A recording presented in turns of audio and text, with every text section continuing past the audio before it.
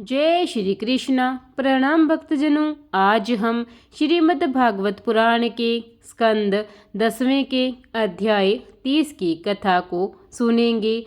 आज के अध्याय में हम दुर्योधन की पुत्री लक्ष्मणा का विवाह कैसे हुआ और कृष्ण जी की लीलाओं का वर्णन सुनेंगे। आइए हम कथा की शुरुआत करते हैं। शुकदेव जी ने राजा परीक्षित से कहा कि दुर्योधन की पुत्री लक्ष्मणा का विवाह सांब के साथ हुआ था। लक्ष्मणा का स्वयंवर आयोजित किया गया। उस स्वयंवर में श्री कृष्ण और जाम्बुवती से उत्पन्न सांब भी पहुंचा। उसने जयमाला हाथ में लिए लक्ष्मणा का सबके देखते देखते ही हरण कर लिया। कौरवों ने उसका पीछा किया। पहले तो वे पराजित हो गए, लेकिन फिर सांब को पकड़कर घर ले आए। इस समाचार से कौरवों के प्रति यादव क्षुब्ध हो गए और बलराम जी अकेले हस्तिनापुर गए।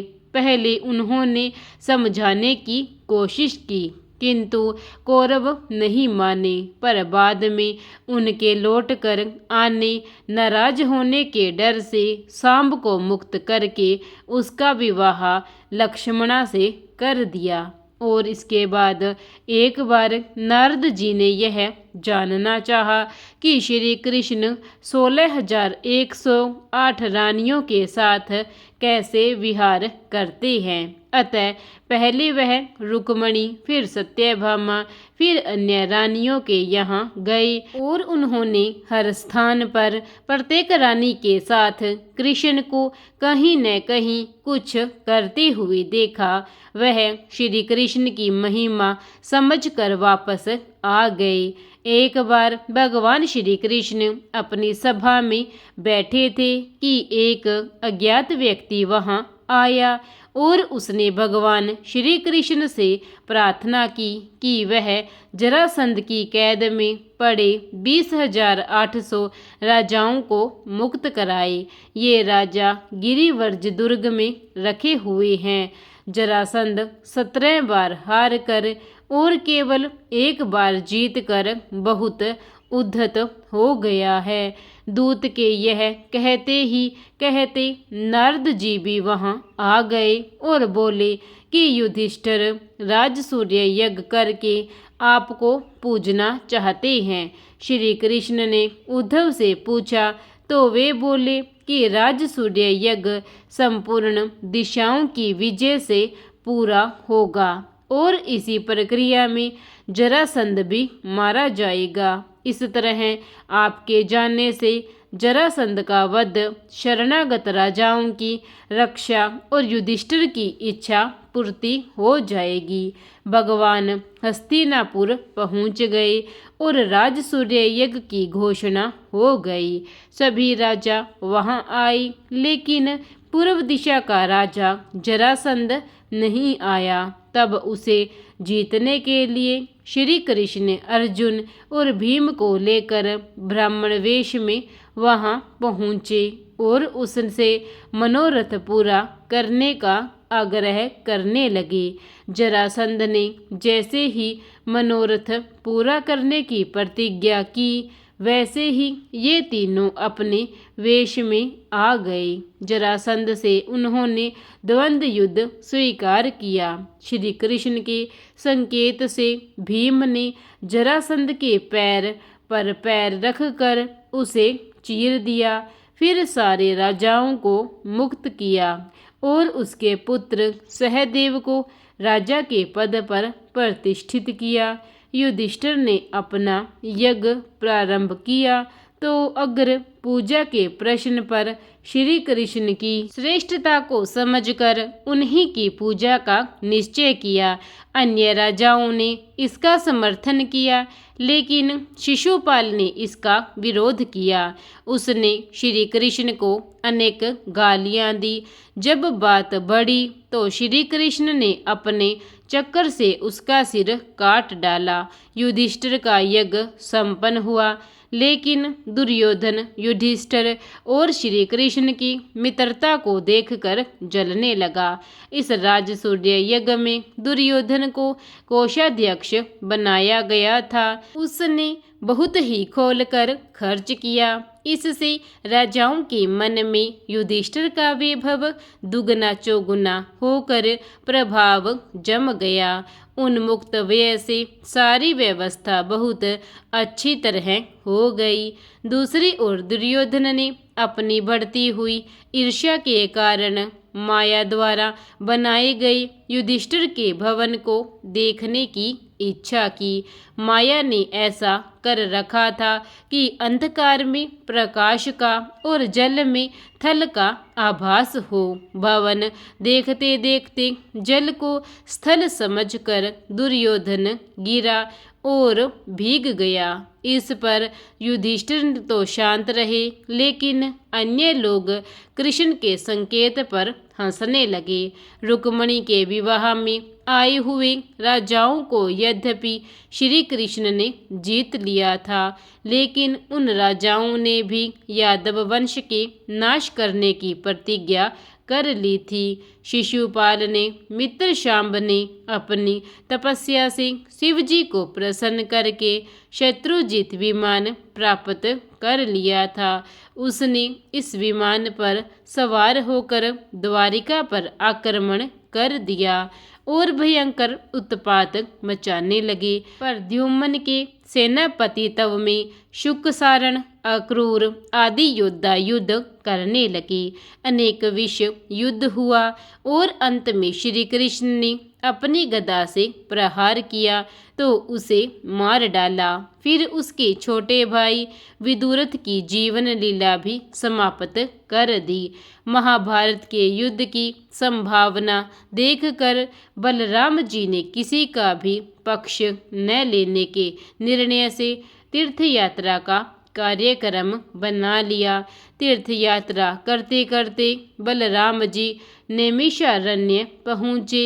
वहाँ वेदव्यास के शिष्य रोमहर्षण उस समय तक भी अपने स्थान पर बैठे रहे, जबकि अन्य सभी ऋषियों ने बलराम जी का स्वागत किया। इस पर बलराम जी ने क्रोध में भरकर उनका वध कर डाला, लेकिन अन्य ऋषियों ने उन पर ब्रह्म हत्या का दोष लगाया और उसकी निवृत्ति का उपाय वल्लवल दानव का विनाश करने तथा 1 वर्ष तक नियम पालन करते हुए तीर्थों पर घूमना बताया।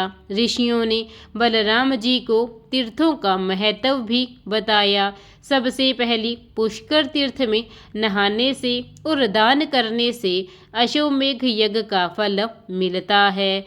इसके बाद कर्णव मुनि के आश्रम में आना चाहिए। इसका नाम धर्मारण्य है। यहाँ ययाति नामक तीर्थ है। इसके बाद महाकाल नामक तीर्थ है। फिर यहाँ से भद्रवत तीर्थ में जाकर पार्वती महादेव का दर्शन करना चाहिए। इसके दर्शन से यात्री को 1000 गौदान का फल मिलता है। फिर नर्मदा पर आकर पितरों का तर्पण करना चाहिए। यहाँ आने से अग्निष्टोम यज्ञ का लाभ मिलता है। फिर चंबल नदी के तट पर यात्री को जाना चाहिए। यहाँ रति देव ने यज्ञ किया था। इसके बाद हिमाचल में वशिष्ठ मुनि के आश्रम होता हुआ प्रभास क्षेत्र में आए। फिर वहाँ से सरस्वती और समुद्र के संगत की तरफ बढ़े। यहाँ से चलकर फिर वरदान तीर्थ आता है। यहाँ विष्णु ने दुर्वासा को वरदान दिया था यहाँ आकर द्वारिकापुरी को जाए। वहाँ पिंडारक तीर्थ में नहाने से सोना प्राप्त होता है। यहाँ से फिर दमी तीर्थ को जाए। वहाँ शिव का पूजन करने से व्यक्ति मुक्त हो जाता है। फिर पंचनंद तीर्थ काश्मीर और वहाँ से सप्तचक्र रुद्र तीर्थ भगवान तीर्थ तथा देविका तीर्थों में जाना चाहिए। वहाँ के विख्यात शूलपाणी महादेव की पूजा करने से मोक्ष की प्राप्ति होती है। यहाँ से चलकर रुद्रकोटि तीर्थ में आकर शिव पूजन करने से कुल का उद्धार हो जाता है। यहाँ से यात्री को सरस्वती संगम पर स्नान करने से कुरुक्षेत्र जाना चाहिए। कुरुक्षेत्र में जाने से मनुष्य अश्वमेघ और राजसूय यज्ञ के फल का भागी होता है। यहाँ से चलकर यात्री गंगा हद में और वहाँ से बद्रिकाश्रम जाए। यहाँ स्थान दान करने से ब्रह्मलोक की प्राप्ति होती है। इन तीर्थों की यात्रा करता हुआ यात्री उत्तर नाग तीर्थ पर जाए और शकंभरी देवी का पूजन करे।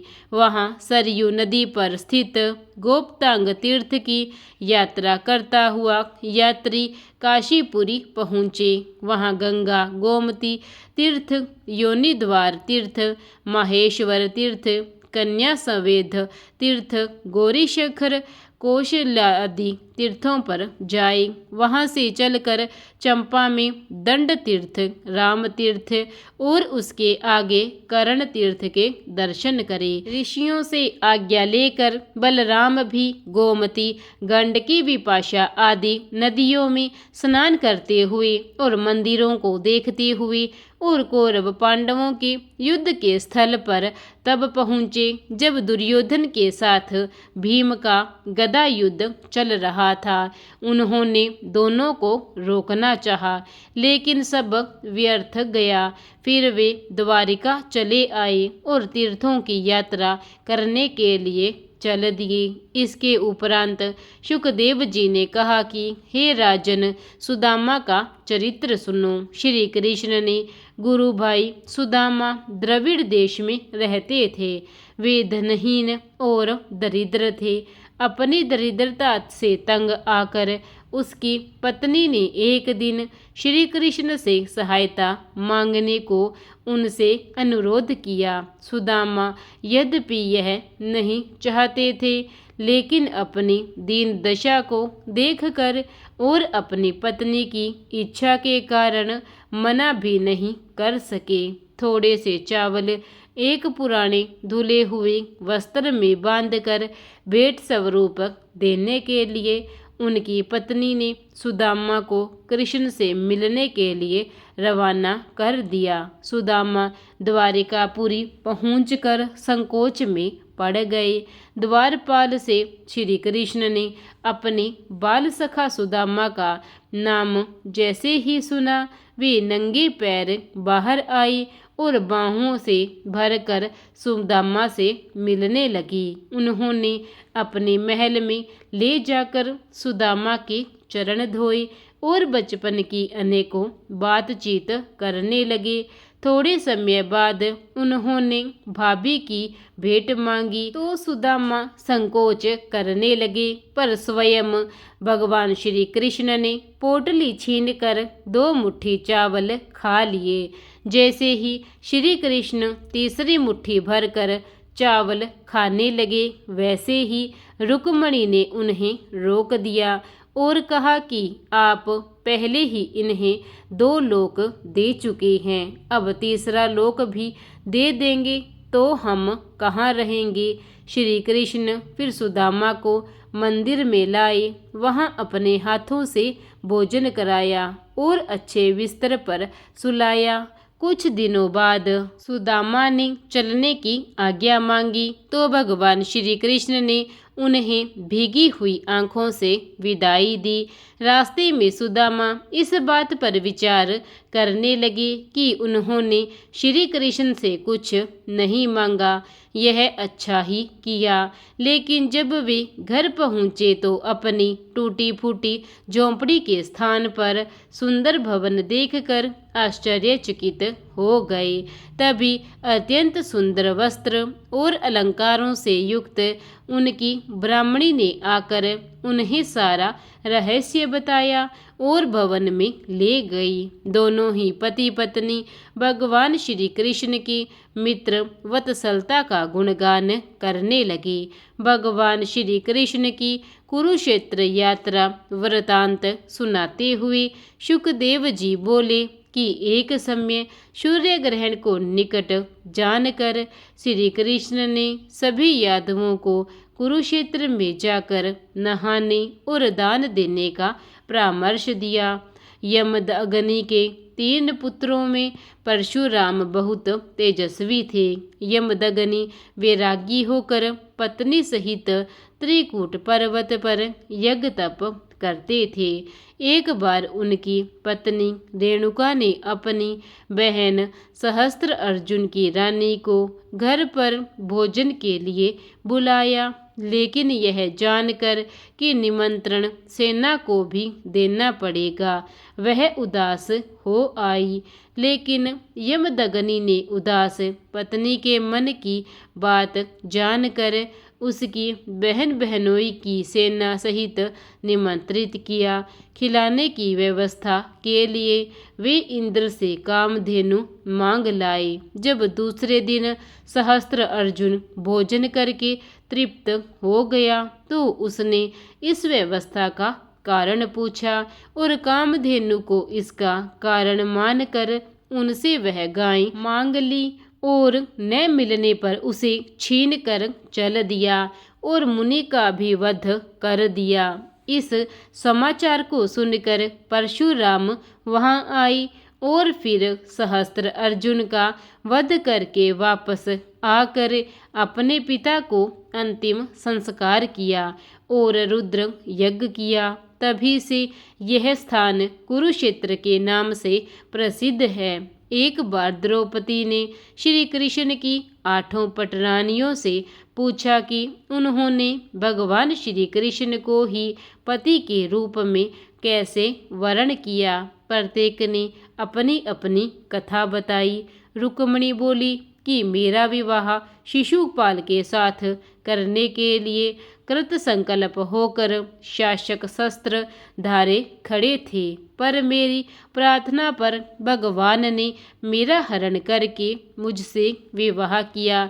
सत्यभामा ने कहा कि मेरे पिता ने चाचा के वध का मिथ्या आरोप श्री कृष्ण पर लगाया और इससे भगवान ने जामवत से युद्ध करके मणि ला दी।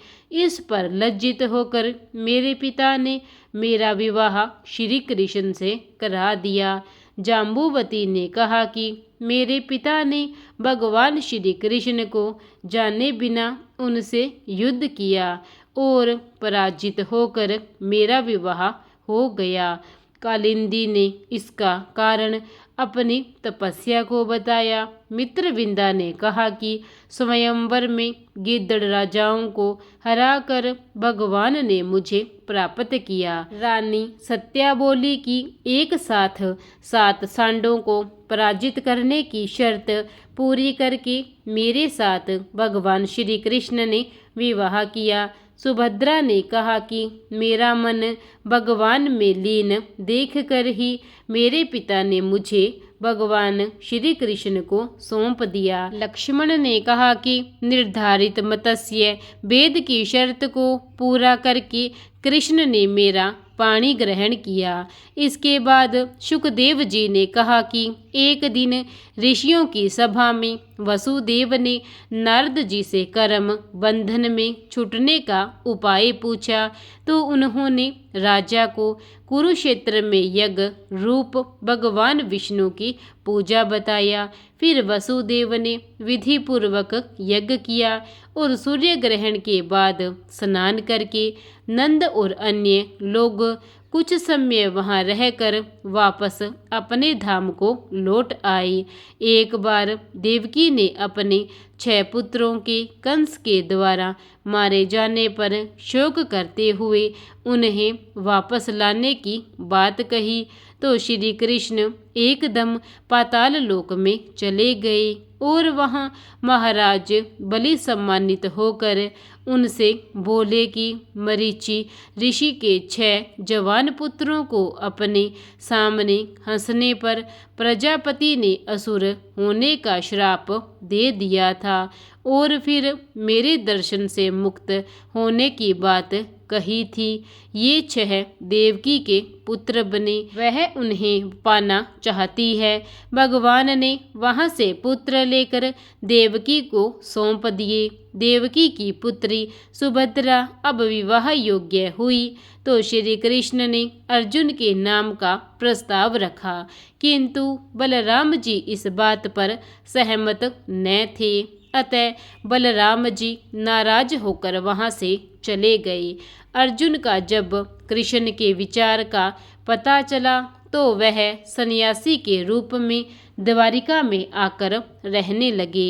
उनकी तेजस्विता से मुग्ध होकर बलराम जी उसे अपने घर लाए।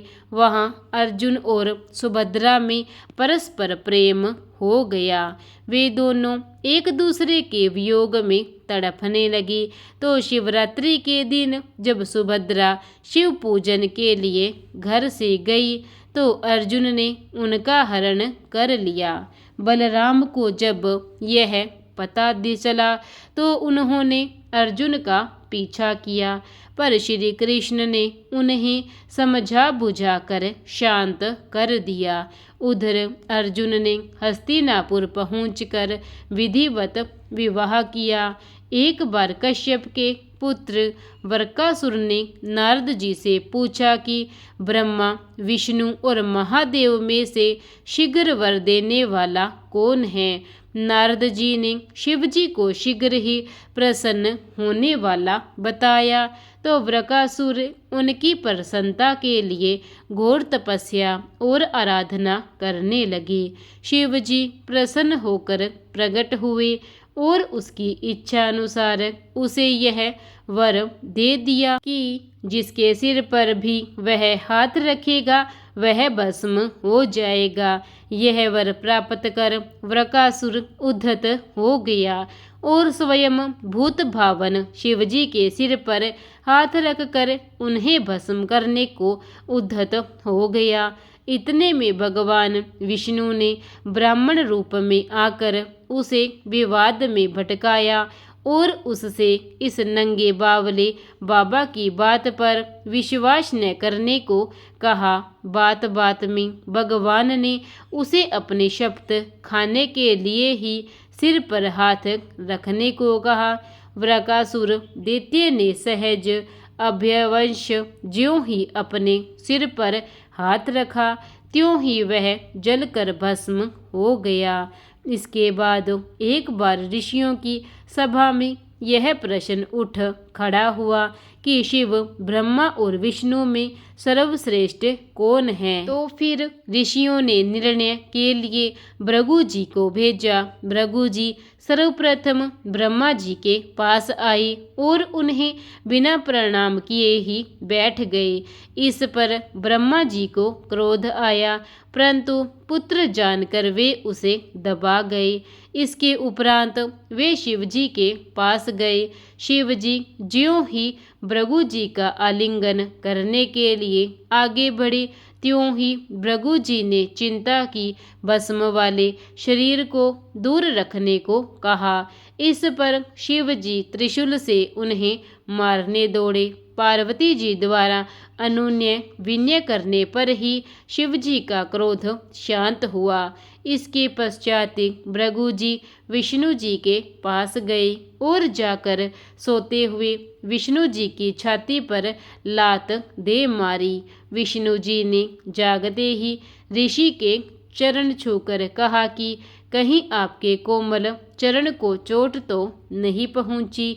विष्णु की इस सहनशीलता पर मुग्ध होकर भृगु जी ने ऋषियों की सभा में आकर सारा वृतांत सुनाते हुए विष्णु जी को ही सर्वश्रेष्ठ देवता घोषित कर दिया। एक बार द्वारिका में एक ब्राह्मण के 8 बेटे मर गए। उससे अपने पुत्र की मृत्यु का कारण राजा की पाप मुलाकात बताई और उग्रसेन की निंदा प्रारंभ कर दी। उसने अर्जुन को भी अपनी व्यथा सुनाई।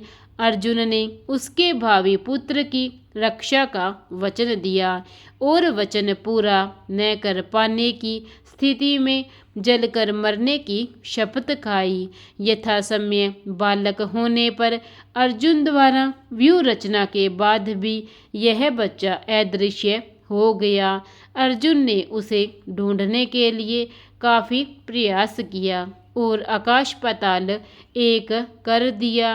अंततः सफल न होने पर आग में जलने की योजना अर्जुन बना ही रहे थे कि श्री कृष्ण उसे विष्णु लोक ले गए। वहां के ऐश्वर्य को देखकर अर्जुन विस्मित हो गया और उनकी स्तुति करने लगा।